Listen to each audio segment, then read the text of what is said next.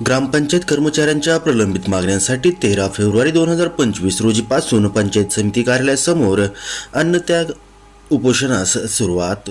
महाराष्ट्र राज्य ग्रामपंचायत कर्मचारी महासंघ गेवराई तालुकाध्यक्ष कॉम्रेड सखाराम पोहीकर, सचिव कॉम्रेड जावेद सय्यद, गेवराई प्रतिनिधी रांजणी.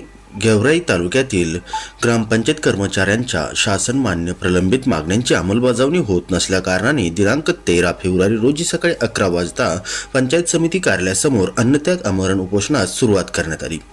या संदर्भात उपरोक्त विषयाच्या अनुषंगाने निवेदन गट विकास अधिकारी पंचायत समिती गेवराई यांना सादर करण्यात आले.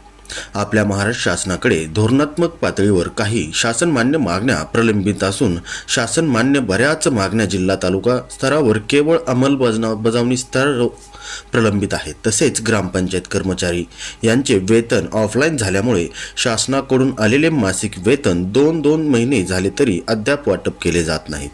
वेळेवर वेतनाची मागणी केली जात नाही. त्यामुळे ग्रामपंचायत कर्मचाऱ्यांच्या उपासमारीची वेळ आली आहे. शासन पत्रकानुसार दिलेल्या तारखेत अद्याप वेतन वाटप तालुका स्तरावर होत नाही.